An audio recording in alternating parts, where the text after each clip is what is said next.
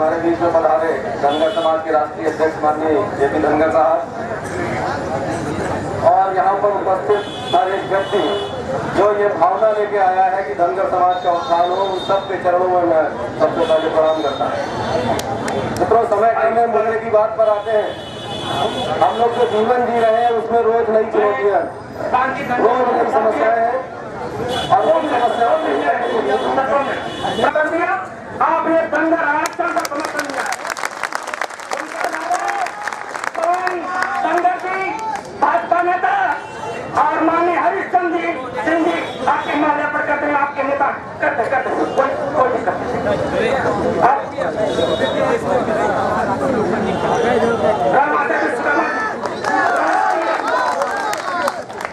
राष्ट्रीय लोकदल के प्रदेश सचिव नाम आते थे और एक नेता हरिश्चंद्र को हम माला फूल से नवाजे, लेकिन हमें आपका समर्थन चाहिए।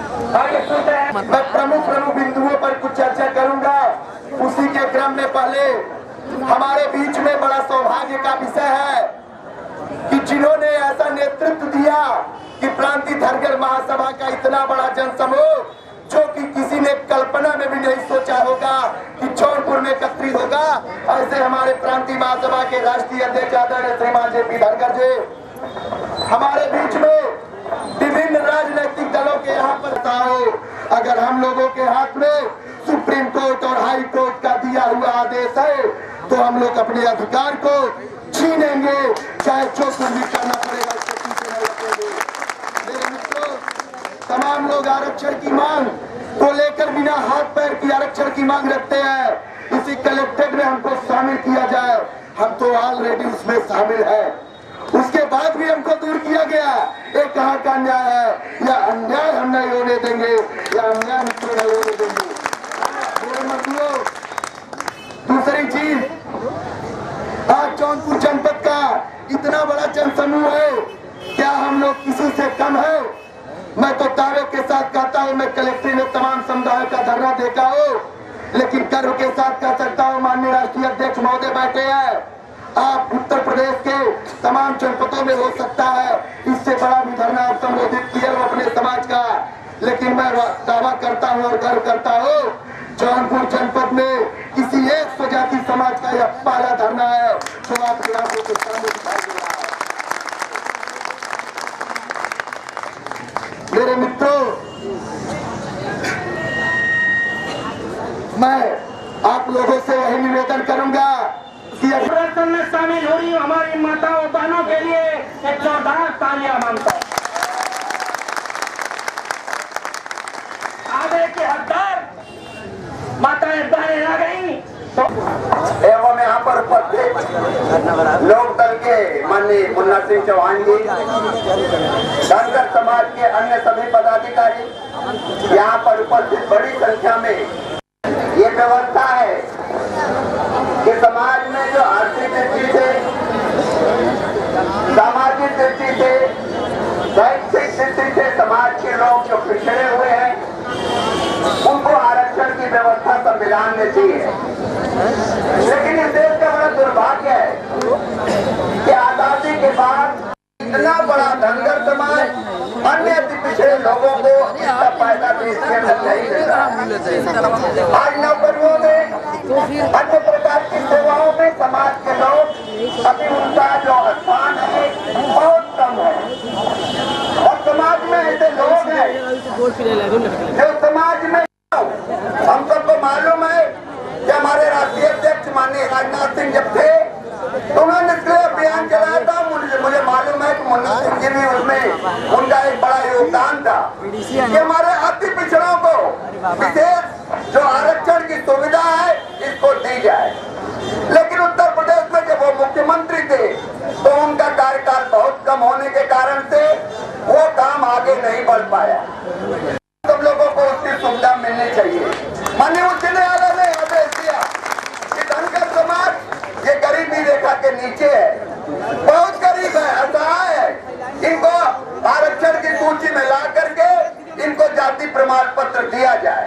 लेकिन इसके बावजूद ये प्रदेश की जो सरकार है जानबूझ करके हमारे गरीब समाज के लोगों को उसकी सुविधा नहीं देना चाहता है। इतनी बड़ी तादाद में आप तो लोगों का जनसमूह देख करके लोकतंत्र में यही शक्ति सबसे बड़ी शक्ति मानी जाती है।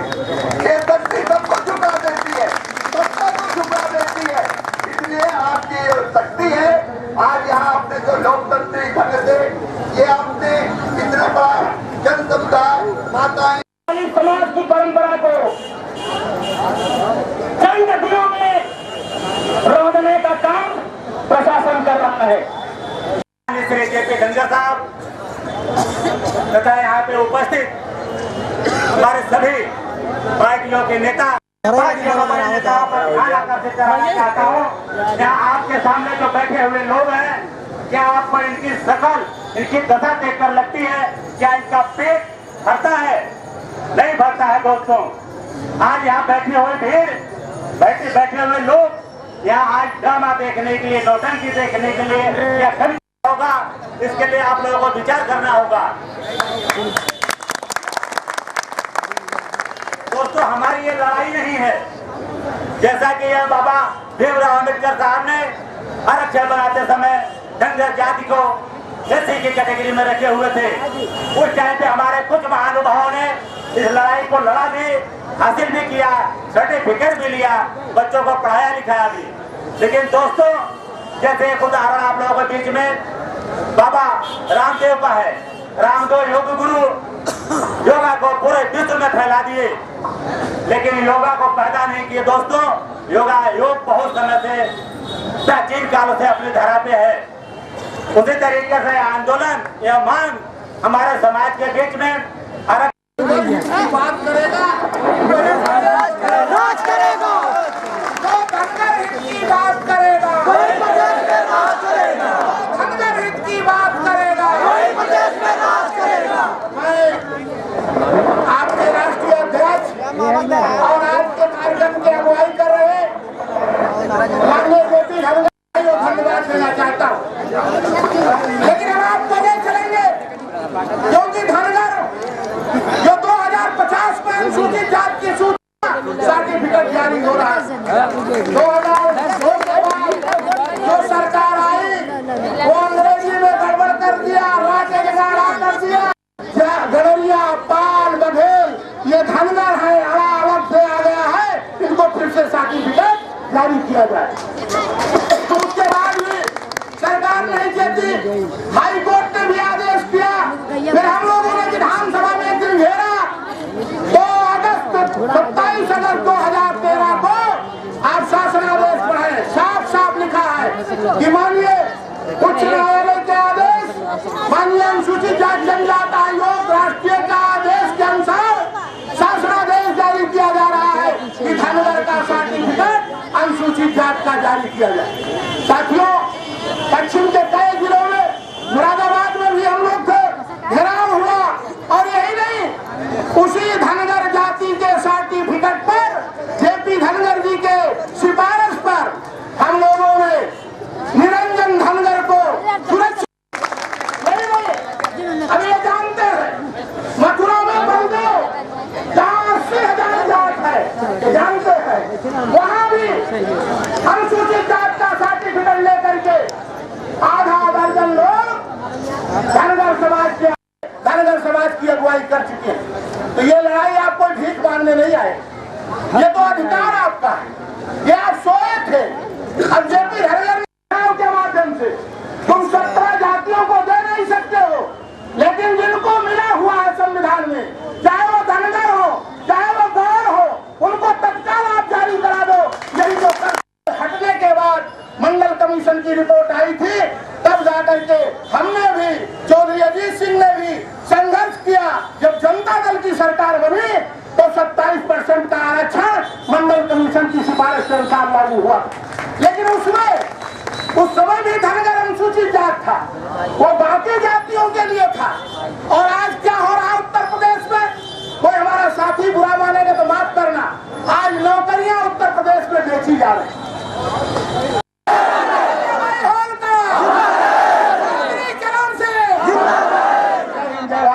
धन्यवाद माननीय मुन्ना सिंह चौहान जी, आप लाज बचाने को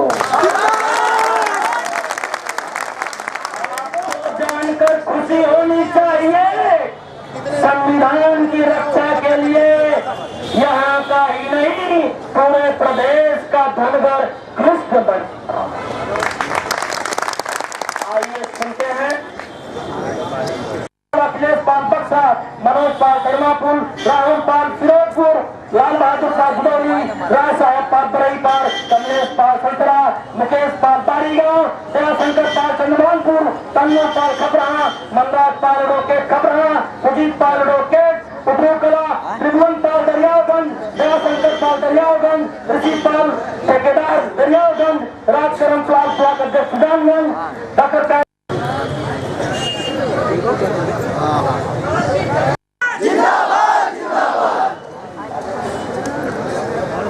मेरे साथ जोर से नारा लगाएंगे, लोक माता अहिल्याबाई होलकर।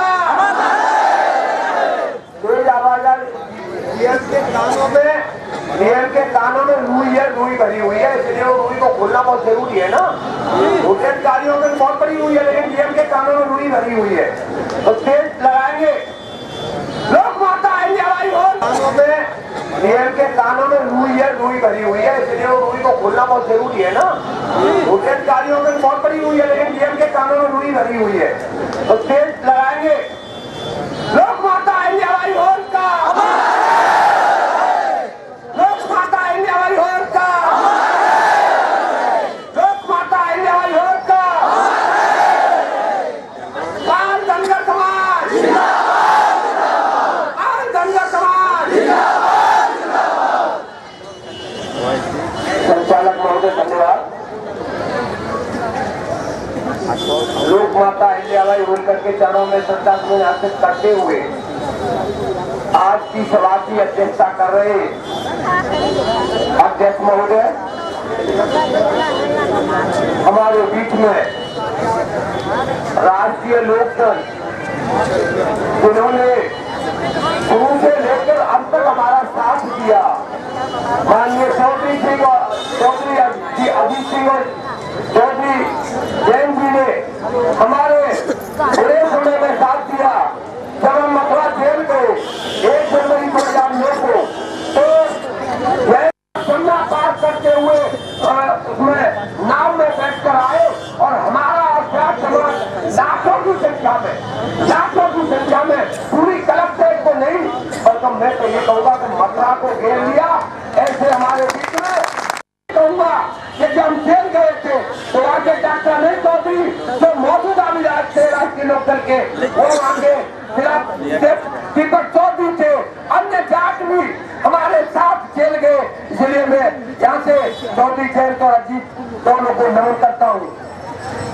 हमारे बीच में हमारे उत्तर प्रदेश ही नहीं,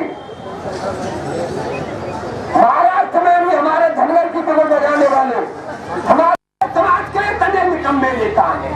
अगर ये निकम्मे नेता एक मंच पर आ जाए तो इस समाज का भलाई हो जाएगा।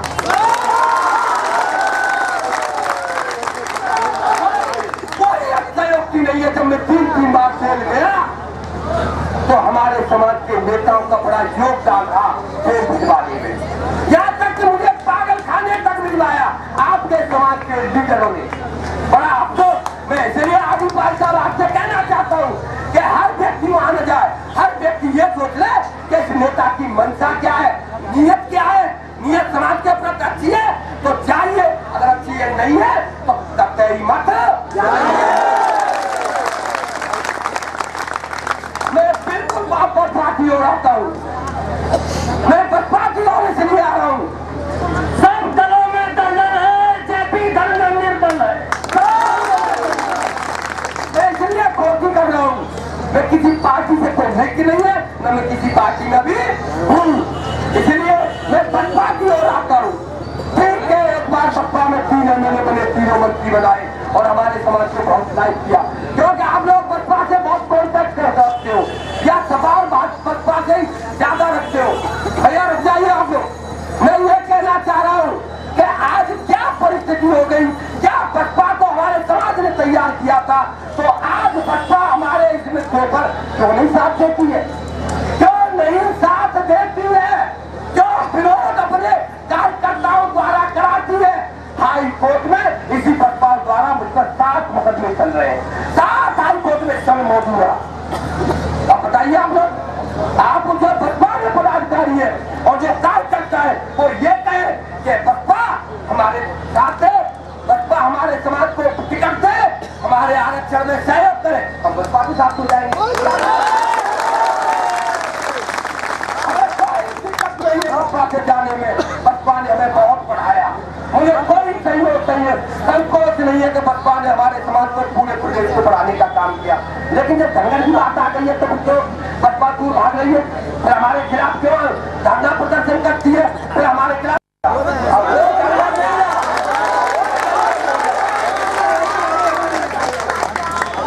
बंधुओं, इन्होंने हमें दबाना था, जितना दबा लिया। अब हमारा समाज बहुत जागरूक, ये नौजवान साथी है, ये मैं देख रहा हूँ कि व्हाट्सअप होता है ये, उस पर ये लाइन पे लाइन पता नहीं कितने डालते थे, मैं तो सबके देख ही नहीं पाता हूँ। तो बंधुओं, 1 नंबर मेरा बाबू रामपाल जी को वस्त्र भेंटकर, अंगवस्त्र भेंटकर और हमारी सड़क की परंपरा का निर्वाह करें।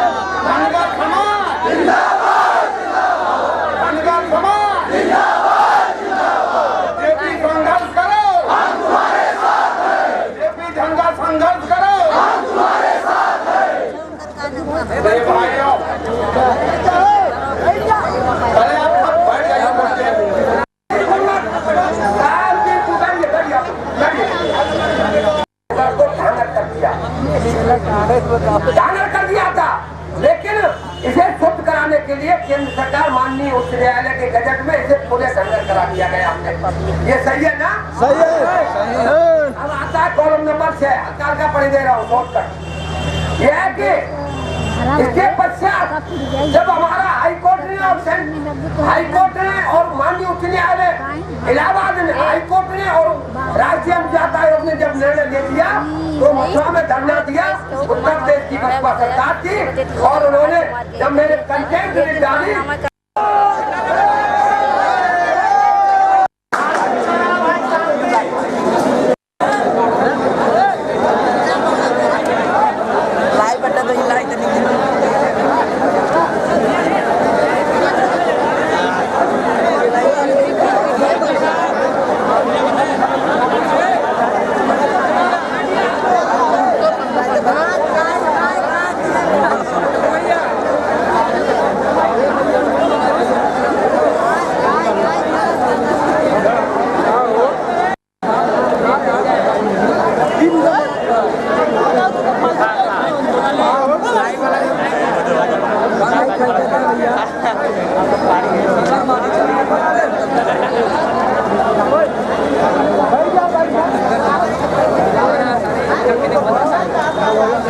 जरूर फोटोग्राफ भैया।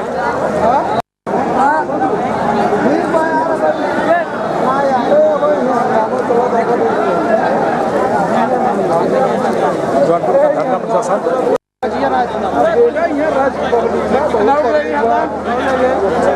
बराबर नहीं जाए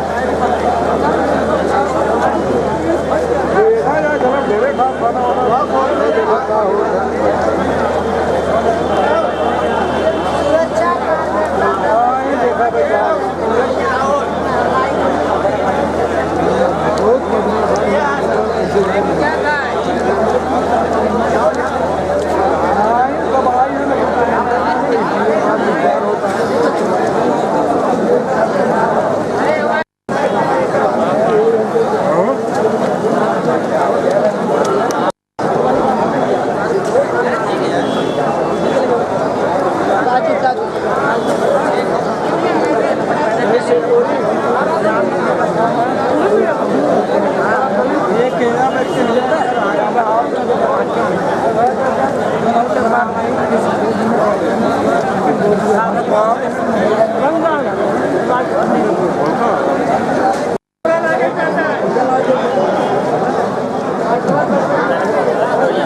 Đấy thì ta ăn heo đó cái này. Lại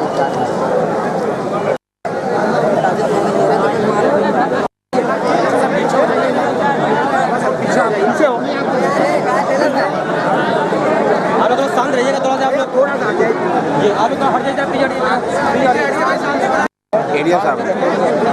ADM साहब वो भी तो आएंगे ना।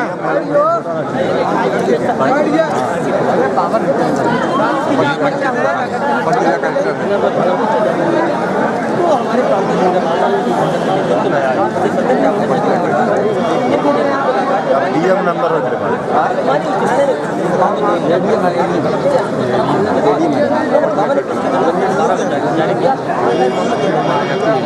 यार फालतू बात बोले तो कमीशन में पूरा भारत सरकार बात बोला का जो अच्छी लगे सुनने के बाद उन्होंने मांग नहीं कर रहे हैं मुलायम सिंह शामिल करने की जब संविधान लागू हुआ तो मांगी थी आप लिस्ट में फॉरवर्ड कर दिया था कि आप सर्वे करो सरकार ने इसे ओपी से 2013 कोई ब्राह्मण मांग रहा हो, कोई मुसलमान मांग रहा हो, कोई श्रीवास्तव मांग रहा हो, कोई पटेल मांग रहा हो, कोई यादव मांग रहा हो, कोई इसी इलाका की धनगर एरिया की जात मांग रही है तब वहाँ से रिपोर्ट आती है धनगर जात गलेरिया मूल जात है जिसका पहला है उनसे कमर बना कर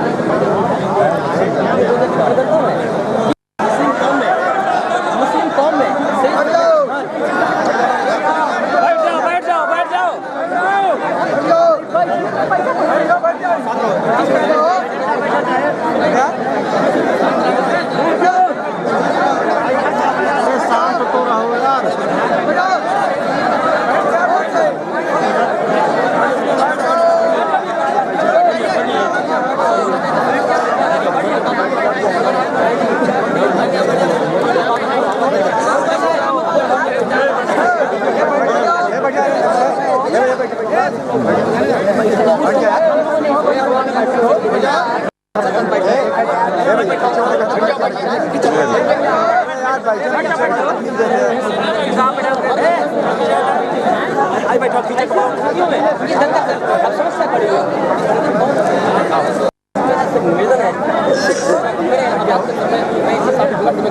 जिला पंचायत का मेरे इलाहाबाद में चर्चा प्रधान है कि जिला पंचायत का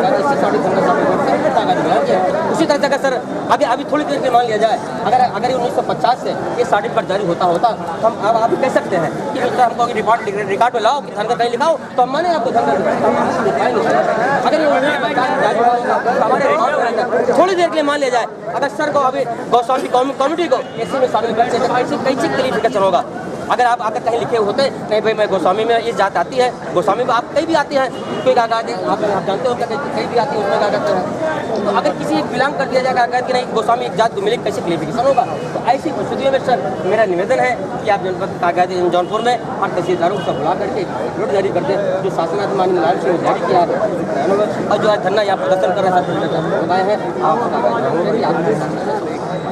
हमारे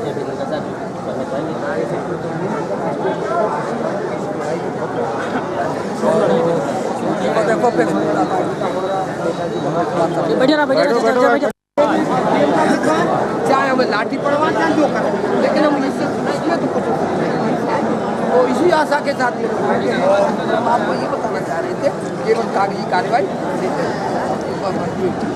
मैं ये कहना चाह रहा था हमने ये लिखा है कि संविधान अनुच्छेद 4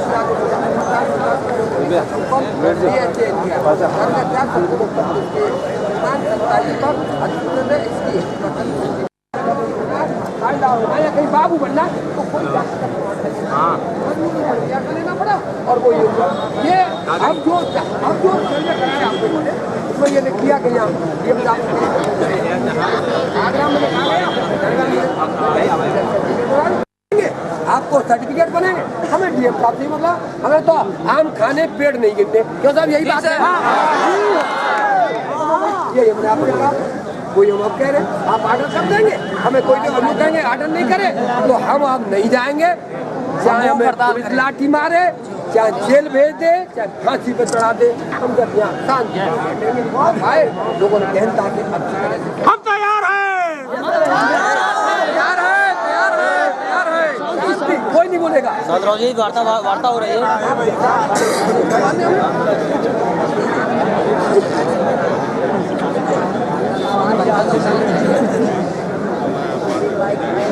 नहीं इसमें तहसीलदारों का कोई आप मैं ये कह रहा हूँ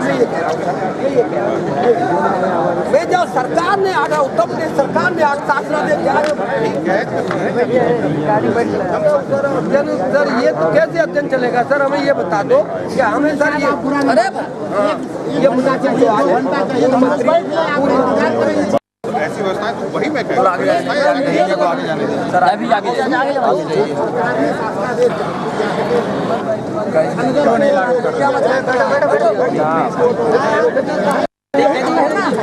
मैं आपको आश्वासन दे रहा हूँ, ठीक है, उसमें कोई ये नहीं कि अभी मैं कह दूँ कि हाँ बिल्कुल जारी हो जाएगा, ये जो आप जारी की बात ही नहीं कर रहे, हम तो ये कह रहे हैं कि आज ले जाओ, कल पढ़ लो, परसों ये शासनादेश है। उत्तर प्रदेश के माननीय मुख्यमंत्री महोदय ने ऑर्डर किया है और इसमें सारे अखबारों हमारे साथ फोटो भी जाता माननीय मुख्यमंत्री महोदय का, ऐसा नहीं है। और बाकायदा शासनादेश, अब ये शासनादेश आप रोका दो, ये आप पीएम साहब की बात करेंगे, लेटर आया नहीं आया, सर ये इम्प्लीमेंट हो जाना हो जाएगा। ये कॉपी सामने का ये सब सुनिए आप इस चीज भैया यार रिकॉर्डिंग चालू बैठे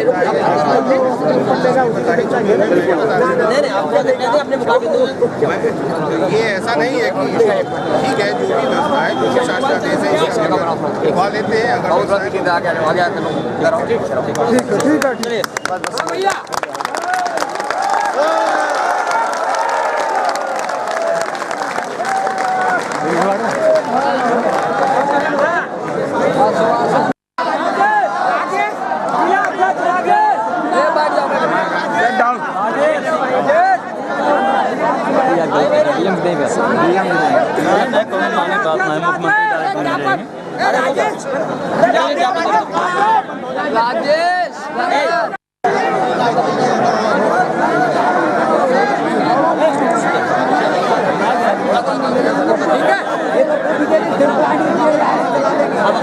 अब राम लक्ष्मण की जोड़ी सर जो है, हम लोग चाहेंगे हमारे इलाके में समस्या का हो जाए, हम लोग इसी उम्मीद के साथ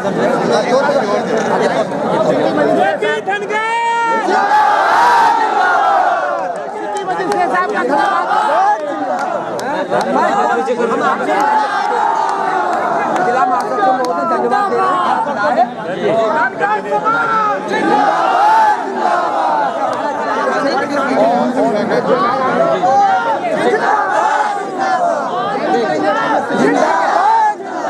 ठीक है भैया, थैंक